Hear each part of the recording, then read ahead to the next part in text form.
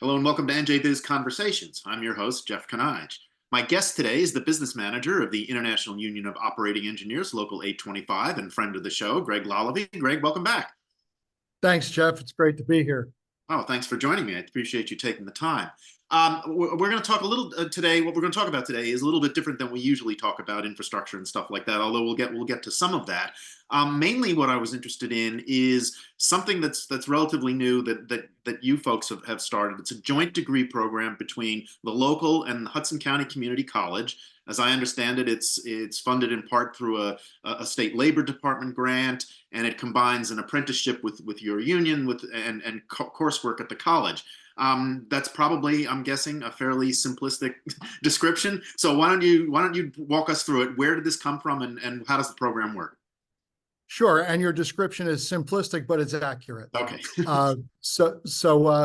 We received a grant from the state, an NJ grant, and that allowed us to collaborate with Hudson Community College to put our apprentices on a path to get a college degree.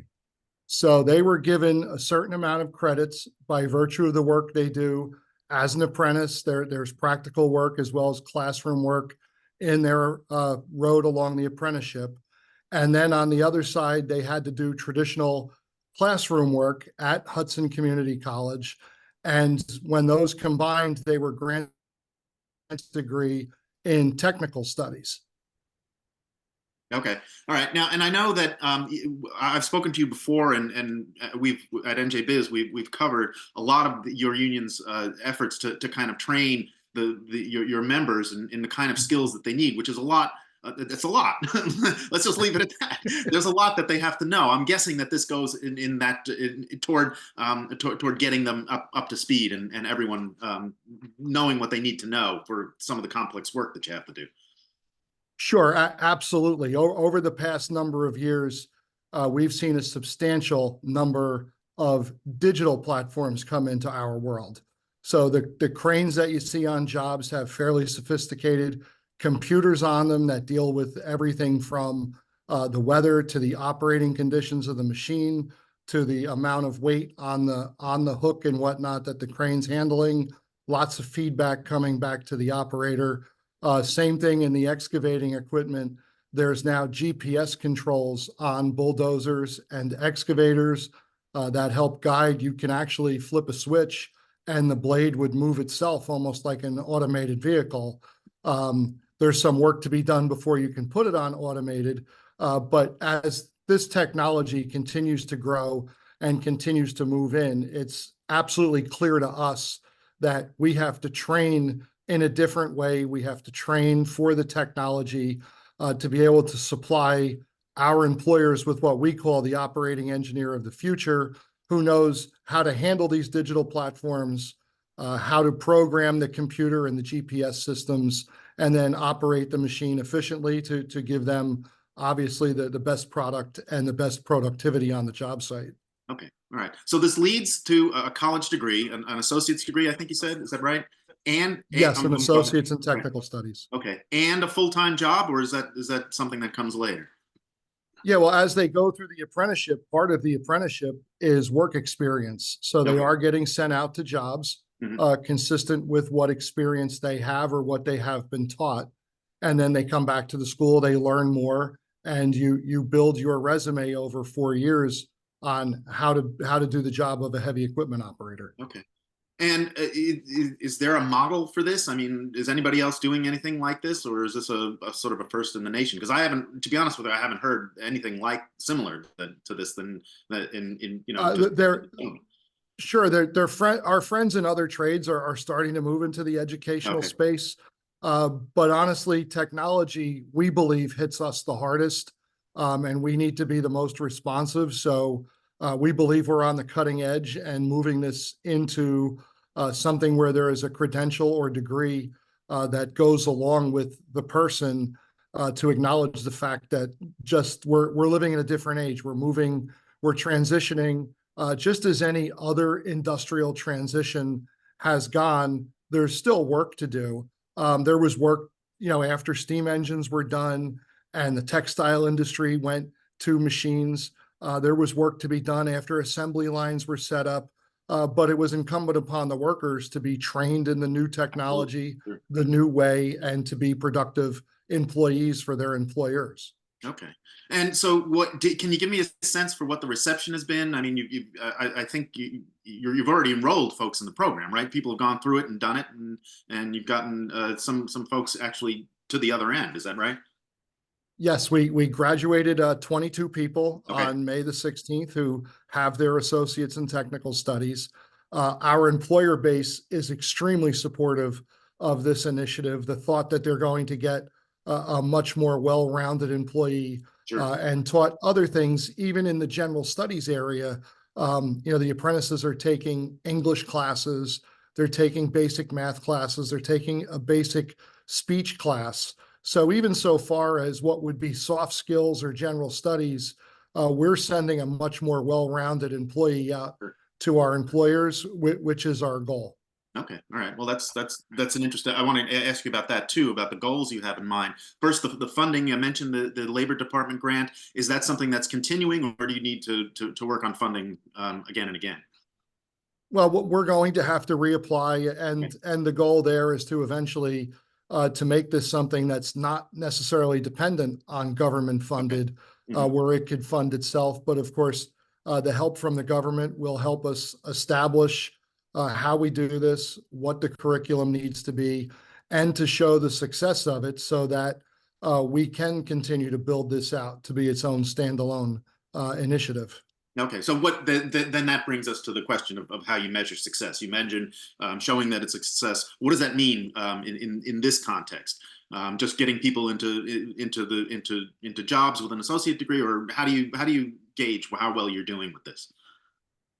Well, eventually we see our people will be, and they are currently on job sites where we have to interact with superintendents, with inspectors, and other people. So having an apprentice who's been exposed to a speech class, for any of our mechanics who have to write reports about a broken down piece of equipment, to have had a college level English class in composition. Okay. These are all building blocks to making a better employee and somebody that we hope that our employers would integrate into their companies. Most construction is perishable. People build careers on a bunch of temporary jobs, but we're hoping that we can get people who fit inside the fabric of the companies they work for and can serve in a multitude of roles, handle a multitude of tasks, not necessarily 100% operating equipment, that they can be a good ambassador for their employer, like any good employee would want to do. Okay, well, it sounds like you're well on the way. If we could now, I'd like to talk a little bit about some of the work that these folks would be doing, starting with the Gateway program. In the past few weeks, a lot of the final pieces seem to be falling into place. Some of the folks who were involved in it said that they've reached the point of no return. I'm wondering if you, in your experiences, is that what you're seeing? That project is really on the way now, and it's going to start. People are going to start to see the fruits of your labor, for example. Yeah, the project is really starting to gain momentum. Back at the beginning of the year, the first real project started. There's some utility relocation and a bridge being built on Tunnelly Avenue in Jersey City. Okay. The contractor is well underway. The project is moving along quickly. There's some work being done on the New York side.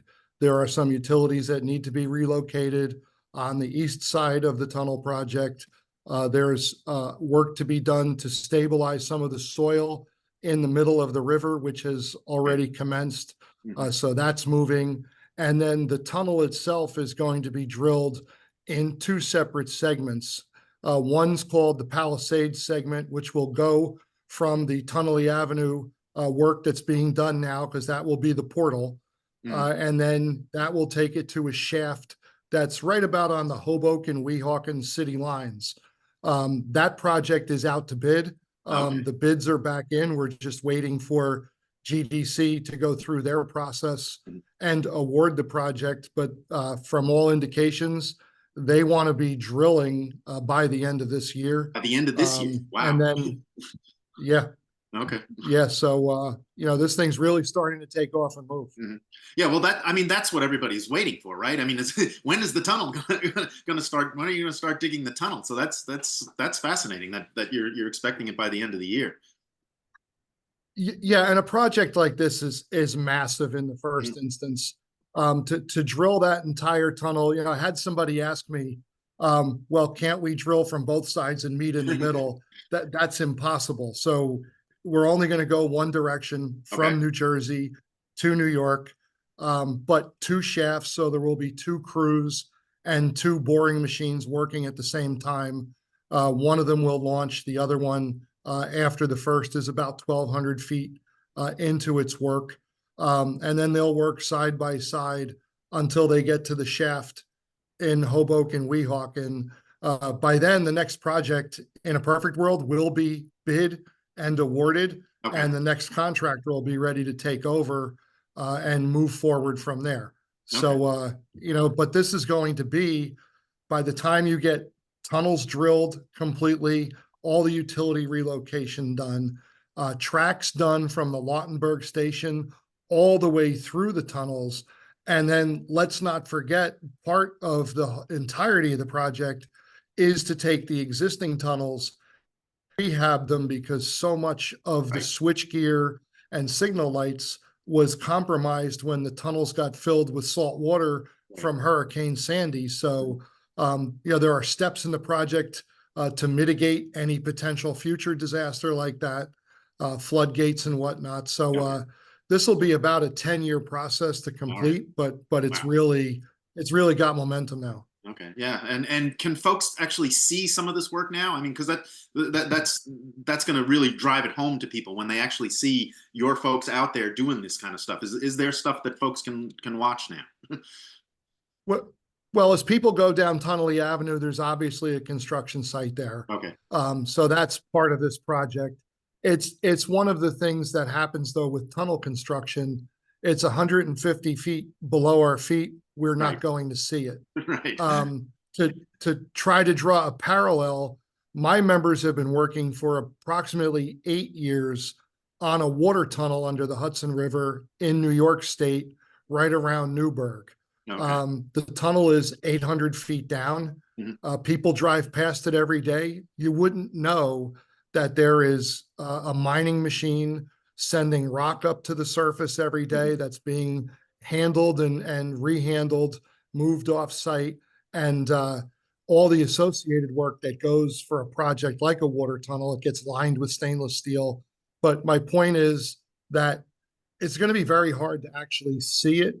Okay. And GDC, the Gateway Development Corporation, is being very sensitive also to how much construction activity is going to happen in that space, Sure. right where the shaft will be on the Hoboken Weehawken line, because it's a residential area. Right. Right. There'll be no drilling on the weekends. Same thing, that'll be all maintenance work. So great care has been done almost to make this a very passive thing that people don't see all the time, but it'll be moving at the pace it needs to move at. Okay. We're all aligned in one goal, to have this thing done ahead of time and under budget. All right. And it sounds incredibly complex working in an urban environment like that. Do you know what you're facing now? Is there something that could be something unforeseen, or do you pretty much know what to expect as you start to move this forward? Well, I think we know what to expect. And part of the challenge is going to be the spoils from the tunnel will be coming out in that spot on Tunnelly Avenue and then have to be trucked away. So there will be traffic for a certain period of time, from the extra trucks coming in and out. That's the activity people are going to see. And Okay. that activity is liable to frustrate more people than become awed by the tunnel being drilled.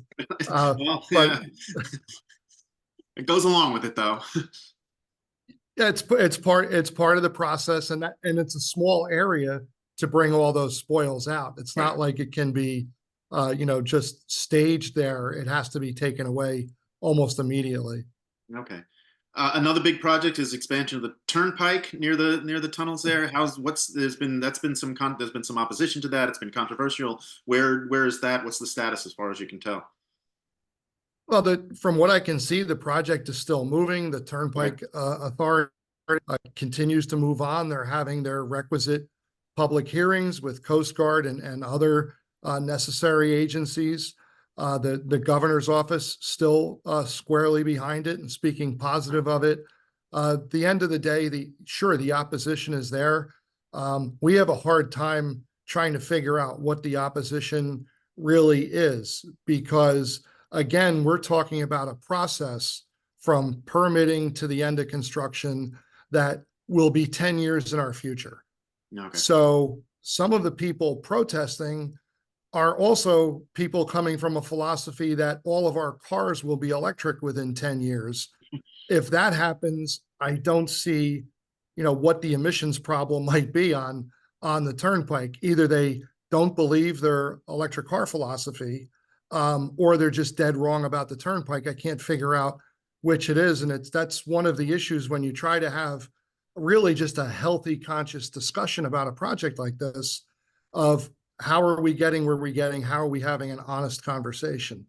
The other thing with the Turnpike is we've spent probably the last 30 years building Jersey City into a magnificent city, high Yes. rises everywhere, both people and businesses. Part of the thought was to grow our businesses there to try to attract some of the Manhattan-based businesses there. So the people who lay the criticism that this is 8 lanes into 2 tubes of a Holland tunnel, I would suggest they're wrong. This is 8 lanes to get into Jersey City. Right. And while people talk about mass transit and trains, there's really no train station in Jersey City. Right. There's no real way to condemn all the property and eminent domain, everything you would need to build the transit network that they envision. This is the best way, and we're currently going over a bridge that has run out of time, both in its structural capacity and its functionality. So it needs the overhaul. It's necessary. Plus, we have warehouses in Bayonne that need to move goods. You have all the businesses up and down Hudson County that want to get deliveries and deliver their goods and services. So this is a lot more complex than some of the very simple counter arguments we're seeing and those counter arguments don't generally make a whole lot of sense. Okay. All right. Now, in general, I mean, there's been an influx of federal money for infrastructure projects. Back when it first started, when some of the legislation was being enacted and signed by the Biden administration, there was a lot of concern in New Jersey that this state was going to move too slowly to kind of get the money deployed and get these projects started, and that we could actually lose some of it. My sense in talking to folks in recent weeks is that situation has sort of gotten somewhat better, although things are still moving kind of slow. What, from your perspective, is the money being deployed in a timely fashion at this point?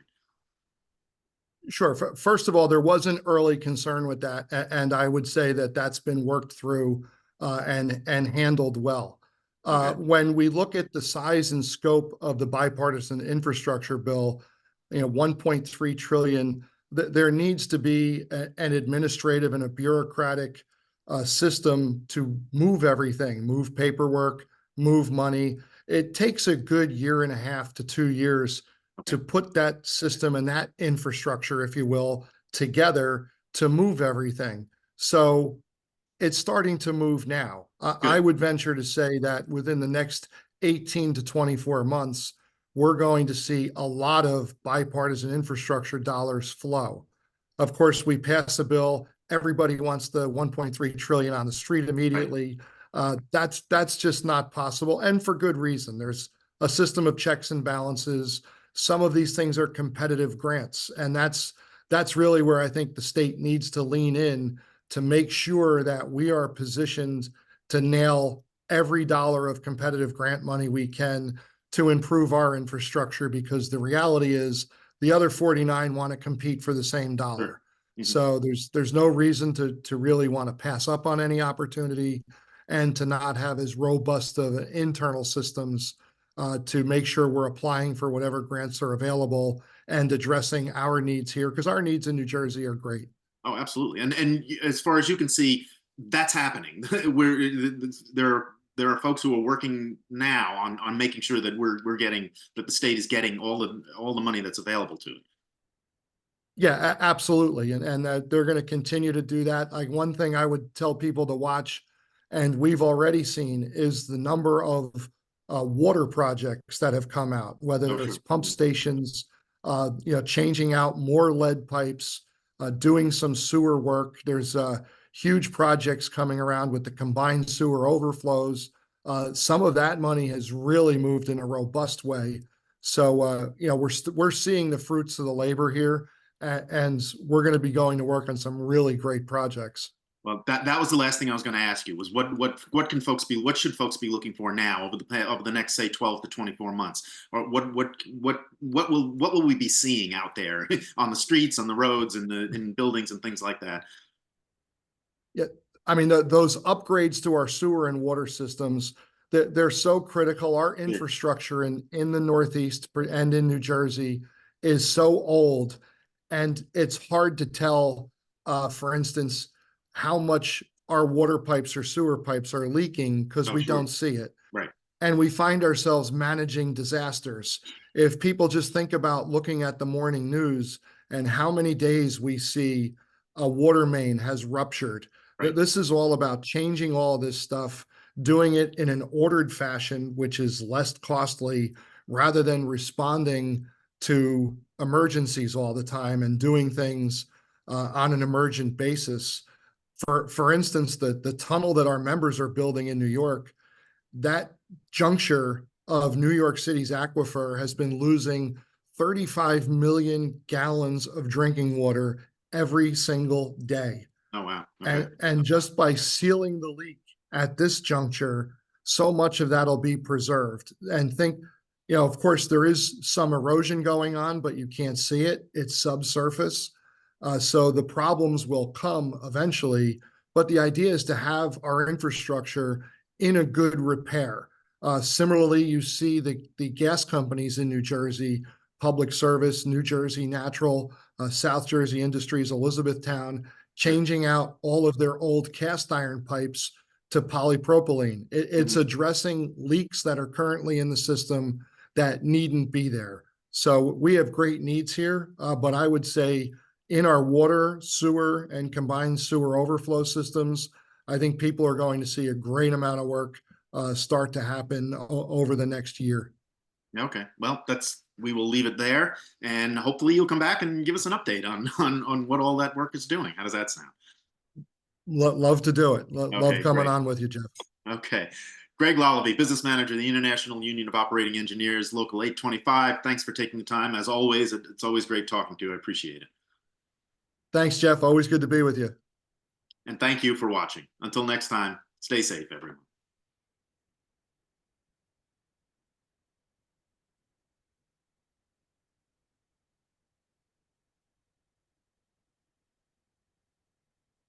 I'm going to have to just end it because I don't, again, I'm just, all right. Well, Well, I can't. looks like the audio was good this time. God.